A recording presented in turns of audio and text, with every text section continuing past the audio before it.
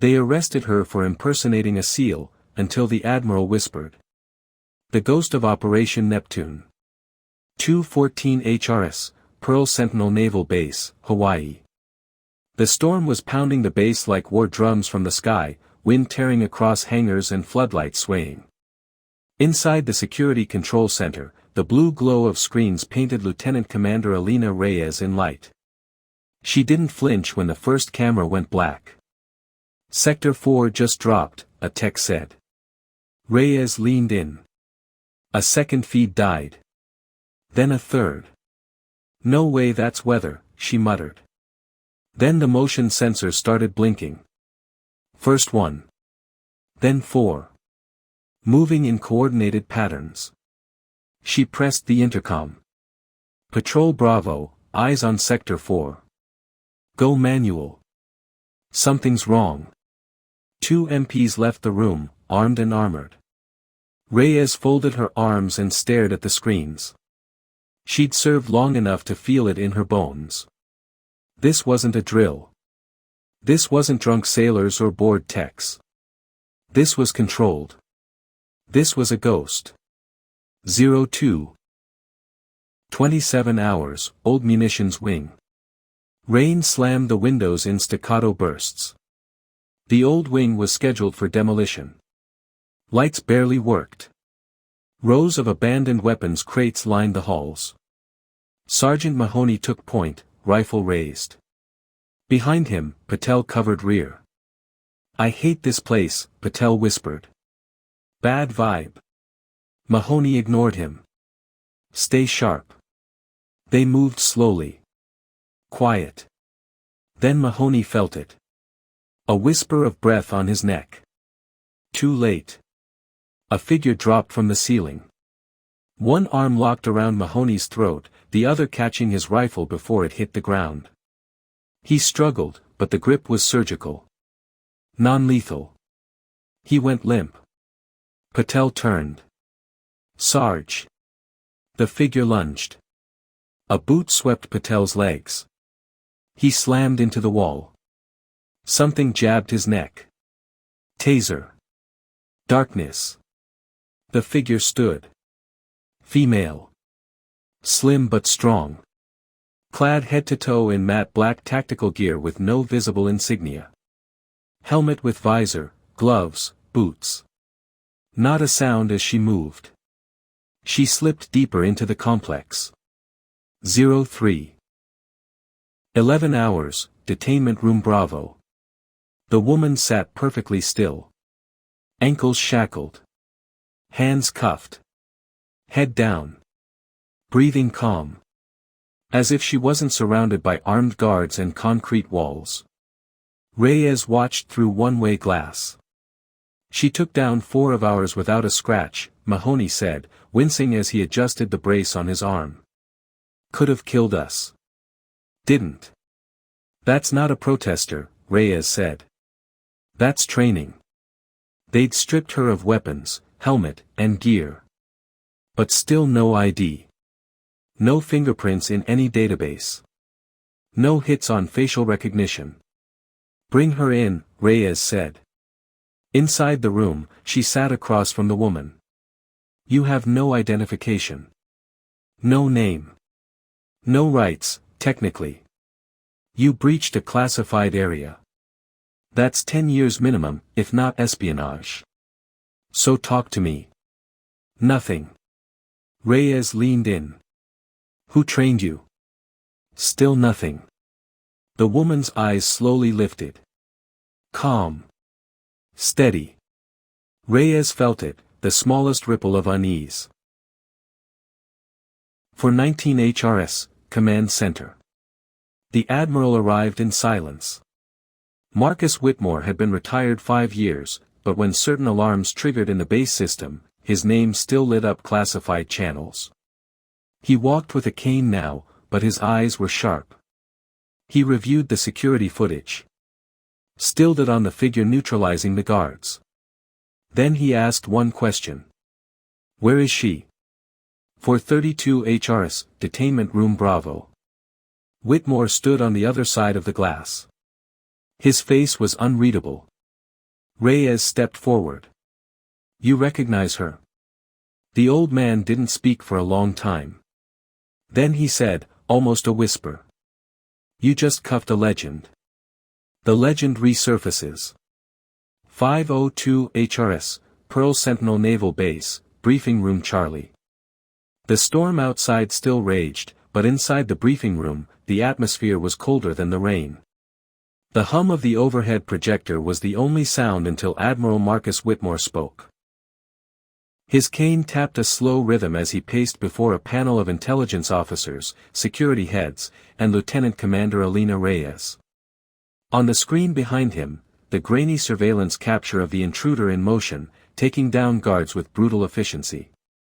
Gentlemen, and Lieutenant Reyes, he said with the gravitas of a man who hadn't worn his uniform in half a decade but had never taken off the command. You didn't apprehend a spy, or a terrorist, or some delusional prepper with military gear. You captured a ghost. Reyes frowned. You keep saying that, sir. What does it mean? Whitmore looked her in the eye. It means you apprehended a woman who's supposed to be dead. He clicked the remote in his hand. A new image flashed up, an old black and white team photo, faces blurred out. Except one. It was her. Operation Neptune, he said. Classified Joint Black Ops Mission. 2013. Murmurs rippled around the room. Even Reyes shifted in her seat. I thought Neptune was an aborted training program. That's the story they fed the system, Whitmore said. But it was real. A Tier 0 ghost team, trained for off-book surgical missions. They were shadows among shadows. And she was one of them. She was the best of them. Codename, Vesper. 530 HRS, Observation Room Delta. The woman in the room looked different now. Gone was the visor, the matte black gear. She sat in a plain jumpsuit, ankles uncuffed, wrists free. Yet her posture still screamed discipline. Alert.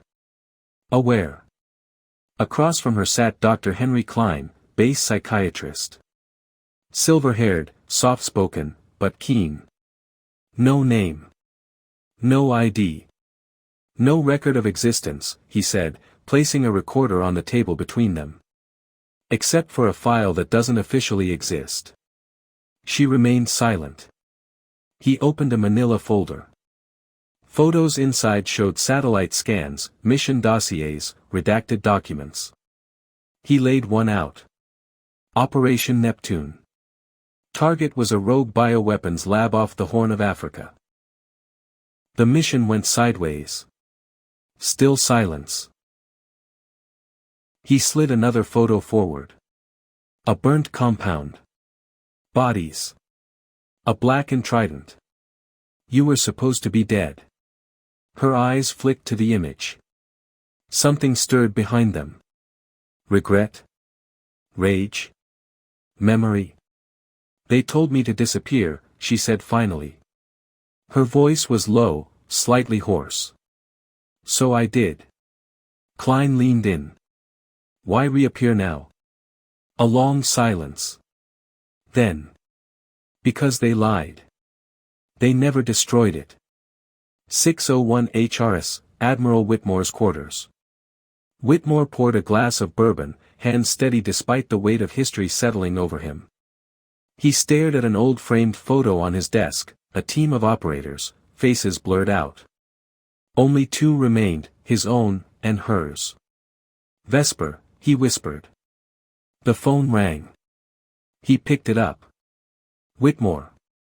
I want a full pull on Neptune archives. Physical files only. I don't trust the digital net. Pause. Yes, I know it's classified beyond black. Do it anyway. She's back, and she's not here for nostalgia. 617 HRS, Detainment Room Echo. Reyes stood before the one-way mirror, arms crossed. She'd reviewed the tapes 5 times. Every move the woman made was surgical, non-lethal, efficient. Not a sociopath. A professional. She turned to Whitmore, who stood silently beside her. She said something about Project Harrow. Whitmore's face tightened. That wasn't part of Neptune. That was the follow-up. Experimental weapons program. The kind no one wants to talk about. Bioweapons? Worse. Adaptive viral agents. Self-replicating. The kind that make entire continents ghost towns. Reyes turned back to the mirror. And she's saying it still exists. If she's back, Whitmore said, then someone brought it back first. 6:45 HRS, detainment room echo, inside. Vesper sat alone until the door opened and Reyes entered. This time, no restraints. No guards. Reyes set a file down but didn't sit. You had every opportunity to vanish. You didn't. That tells me you're trying to stop something. What is Project Harrow? Vesper looked up, calm. The end of everything. Start talking. She took a breath. After Neptune, I went dark. But I kept listening. I had to know if the silence was real. For years it was. Until 6 months ago. A cargo manifest moved through Djibouti. Wrong routing. Wrong signatures. A name I recognized from Neptune's shadow files. They weren't just moving weapons. They were moving components. For Harrow. How do you know it wasn't a ghost manifest? Because I intercepted the shipment. And what I found wasn't theoretical. It was alive. Reyes stiffened. You're saying Harrow's operational. I'm saying it's evolving. 7:15 HRS, Base Intelligence Corps. The room buzzed with analysts working overtime, sorting through legacy black files. A red folder marked Harrow sat in the center of the table. Whitmore opened it slowly. The first page was enough to turn his stomach: genetic modification logs, viral binding notes, field test images from unidentified regions. This isn't science, Reyes said from beside him. It's apocalypse design. Whitmore nodded grimly. And the only one who knows how it works is sitting in our detention wing. We need her. No, he said. We need her free. 7:50 HRS, Temporary Release Protocol. Vesper stood as the door opened. Klein stood outside, Reyes beside him. Reyes handed her a duffel. Gear. What you asked for. And weapons. Signed out under Article 47, Emergency Protocol. You're under my command until this is resolved. Vesper nodded. Understood. Klein added, you disappear again, they won't just lock you up. They'll erase you for good. They tried once. 8:12 HRS, Hangar 9. Inside the hangar sat a black transport chopper, already prepped. Reyes, Whitmore, and a two-man team were ready to move. Destination, an unregistered cargo ship recently spotted off the Pacific trade routes, tied to Harrow manifests. Reyes handed Vesper a headset. You sure it's the one? Vesper nodded. It's not the only one. Just the first. As the blade spun up and the crew boarded, Whitmore gave one last look to the woman he once helped bury. Bring this full circle, Vesper. End what Neptune started. She nodded once. This time, I'm not coming back to disappear. Buried Truths. 8:31 HRS, en route to target ship. The Blackhawk's rotor blades sliced through the morning air, mist trailing off the ocean below like breath. Inside, Vesper sat hunched forward, elbows on knees, visor lowered. She was fully geared again, matte tactical armor, a sidearm, and a suppressed PDW slung across her chest. Across from her, Lieutenant Commander Reyes reviewed a digital dossier on a tablet. Cargo ships registered under a shell corp tied to an old decommissioned U.S. contractor. Why go to that length for a fake cover? Vesper didn't look up. Because the contractor isn't dead. Just renamed. It's a front. Always has been. Reyes frowned. You're saying the same group behind Neptune never disbanded? They changed their name. Their tactic. But their goal? Same. Whitmore's voice crackled through the comms. ETA 2 minutes. Satellite eyes show 6 heat signatures on board. Minimal resistance. In and out. Vesper's jaw tightened. If it's Harrow, resistance won't matter. Not if it leaks. 837 HRS, target ship, M/V Calypso, Pacific waters. The team landed fast. Reyes, Vesper, and 2 operators breached from the starboard side. The metal corridors were quiet, eerily so. Containers lined the deck, stamped with various fake shipping logos. Vesper moved like liquid shadow, leading them through with precise hand signals. She stopped at one container with a scorched biohazard label. She pressed her gloved hand against the seam. Cold. Frosted condensation around the edges. Freezer unit, she whispered. Reyes waved to her team. Open it. Crowbars slipped in. The seal popped with a hiss. Inside, racks of vials, softly glowing blue. Each labeled with a string of alphanumerics. Some smashed. Most intact. What is this? Reyes whispered. Harrow's seed stock, Vesper replied. Strain B.2. They've improved it since Neptune. Suddenly, footsteps. A man emerged at the far end of the cargo bay. Thin. Pale. Lab coat. No weapon. He raised his hands. You're too late. It's already in motion. Vesper's gun snapped up. Name. He smiled. Dr. McClellan. We met once. You just don't remember it. Her eyes narrowed. Flash. Memory. The labs. The screaming. Drop to your knees, Reyes ordered. But McClellan didn't move. He tapped a small remote on his belt. All these years, he said, and you never asked what Harrow was meant to evolve into. 844 HRS, biological containment breach. A piercing alarm split the air. Vesper lunged forward, striking the device from McClellan's hand. Too late. One vial in the container shattered. A faint mist hissed out. Reyes shouted. Seal your masks. The operators scrambled. One was too slow. His screen was short. He collapsed, eyes wide. Bleeding from the nose. Then still. Vesper triggered her mask seal. Pulled Reyes back. We've got under 5 minutes before it aerosolizes and mutates in open air. We have to flood this ship. Reyes's voice was shaky behind her mask. We're not ready. There is no ready. She activated her wrist pad. This is Vesper. Containment breach confirmed. Target ship must be neutralized. Burn protocol authorized.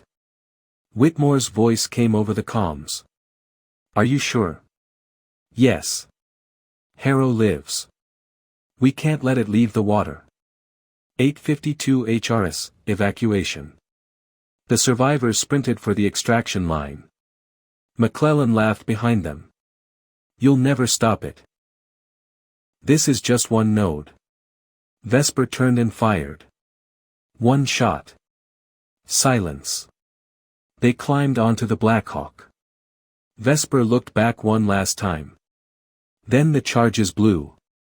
The ship went up in a fireball, mist and steel flung into the sky like shrapnel. 930 HRS, Pearl Sentinel Naval Base, Decontamination Bay. Back on base, every inch of the team was scrubbed, scanned, and isolated. Reyes stared through the glass at the quarantine chamber.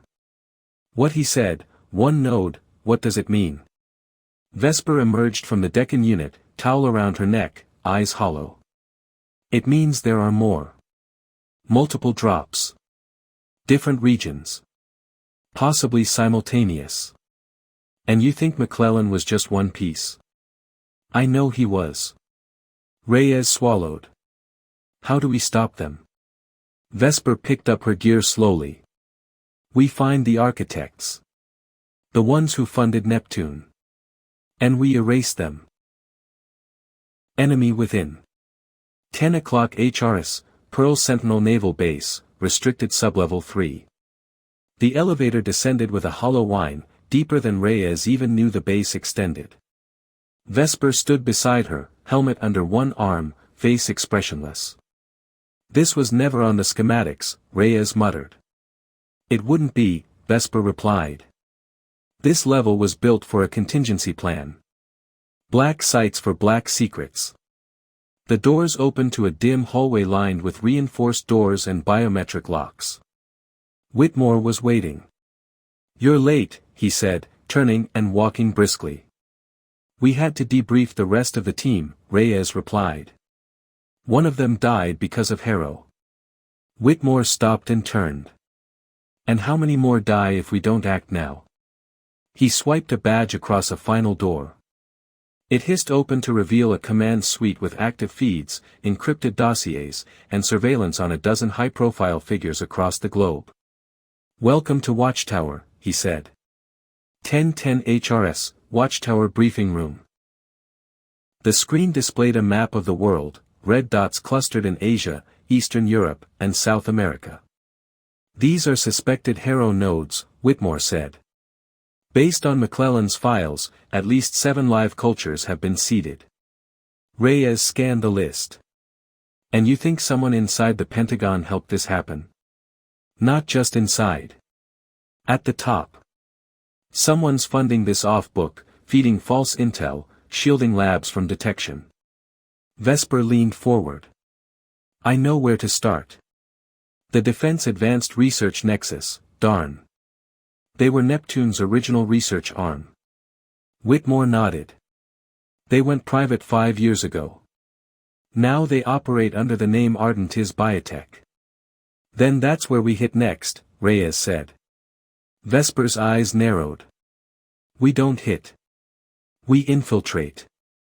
1420 HRS, Ardentiz Biotech, Seattle, Washington. A sleek tower of glass and steel. Beneath it, secrets rotting in petri dishes. Reyes and Vesper moved through the lobby like shadows, dressed as corporate consultants with falsified credentials. Micro-transceivers buzzed in their ears. Vesper's eyes flicked between security nodes, exits, and surveillance. Targets on floor 47, Reyes whispered. Dr. Helena Shaw. Lead biotech engineer.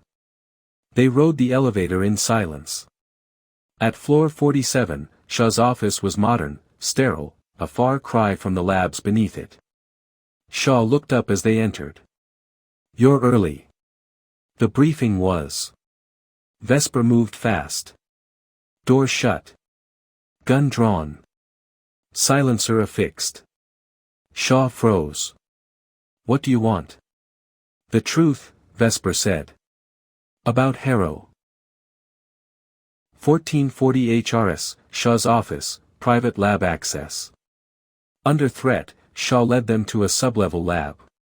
Vats bubbled. Cultures pulsed.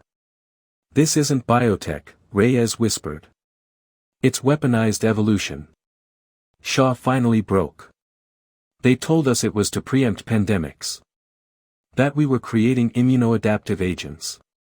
But 6 months ago, the directive changed. They wanted aggression models. Persistence coding. I tried to resign. They made sure I couldn't. Vesper stared at a tank labeled Harrow, C3. Who gave the order? Shaw hesitated. There's a funder. Codename, Athena. No name. Just a voice. Claims to be government adjacent. Runs everything from encrypted channels. Reyes swore. A cutout. Vesper's jaw clenched. No. A kingmaker. 1515 HRS, extraction point echo. The team exfiltrated with Shaw in tow. She had files, samples, and evidence. But as they reached the helipad, a drone buzzed overhead. Missile lock. Vesper tackled Reyes as the explosion tore the rooftop apart. Fire. Screams. Smoke. Shaw was gone. Reyes coughed through the debris. How did they know? Vesper's voice was cold. They have eyes in Watchtower. 1600 hours HRS, back at Pearl Sentinel, secured debrief room. Whitmore slammed his cane against the table. We lost Shaw. Reyes threw the charred remains of a hard drive onto the table. But not everything. She copied some files. One name came up multiple times in fund transfers. She pulled up a name on the screen. Senator Lyle Brennan, Intelligence Oversight Committee. Whitmore stared. Vesper stood. The enemy isn't out there anymore. It's here. In the halls of power. In the agencies meant to protect us. She turned. It's time to burn the rot from the inside. Legacy Protocol. 1800 hours HRS, Pearl Sentinel Naval Base, War Room. The room was dark except for the glow of multiple monitors displaying satellite images, intercepted communications, and data streams. Admiral Whitmore stood at the center, eyes locked on the live feed from an offshore facility in the South China Sea. Vesper and Reyes reviewed the latest intelligence. That's the command hub for Project Harrow's distribution, Reyes said. And it's protected by layers of security. Satellite jamming, encrypted comms, mercenary guards, Vesper added. Taking it down will be complicated. Whitmore nodded. Which is why we'll need every asset at our disposal. The old Neptune team, wherever they are. It's time to call in favors. 1915 HRS, secure comms line, classified location. Vesper sat alone in a dimly lit room, her voice low as she spoke into the encrypted channel. This is Vesper. Operation Neptune is back online. We have a target, the Harrow Command Hub in the South China Sea. Static, then a familiar voice responded. We thought you were a ghost. Glad you're real. We're in. Reyes smiled faintly. It's a reunion none of us expected. 2200 hours HRS, infiltration team briefing. The old Neptune operators gathered around a table. Faces aged, but eyes sharp. They listened as Vesper detailed the mission. Harrow isn't just a weapon, she explained. It's a contagion of power. If we don't stop it here, it will spread beyond control. One operator, call sign Phantom, spoke up. We were buried because they wanted us forgotten. But they never killed our purpose. The team nodded in solemn agreement. 230 HRS, insertion point, South China Sea. Under cover of darkness, the Neptune team fast-roped from a stealth helicopter onto the remote island housing the Harrow Command Hub. Vesper led the way, the weight of years pressing on her shoulders. Inside the compound, guards patrolled with lethal efficiency. Keep it quiet, she whispered. We move like shadows. 03. 15 hours, Command Hub, Main Server Room. Vesper and Reyes hacked into the mainframe, racing against time to upload a virus designed to disable the Harrow bioweapons network. Suddenly, alarms blared. They found us, Reyes hissed. Gunfire echoed through the corridors. We're not done yet, Vesper said, fingers flying across the keyboard. 4 o'clock HRS, evacuation. The team fought their way back to the extraction point as explosions rocked the facility. Vesper took one last look at the burning hub. Legacy isn't about what you leave behind, she said quietly. It's about what you protect. 6 o'clock HRS, Pearl Sentinel Naval Base, debriefing room. Whitmore looked at the tired faces of his team. Operation Neptune is no longer a ghost story, he said. It's our reality. Vesper met Reyes' eyes. We survived, Reyes said. And we fight on, Vesper replied. The end. For more interesting and heart-touching videos, please visit our YouTube channel and like and subscribe for our motivation. Thanks for watching.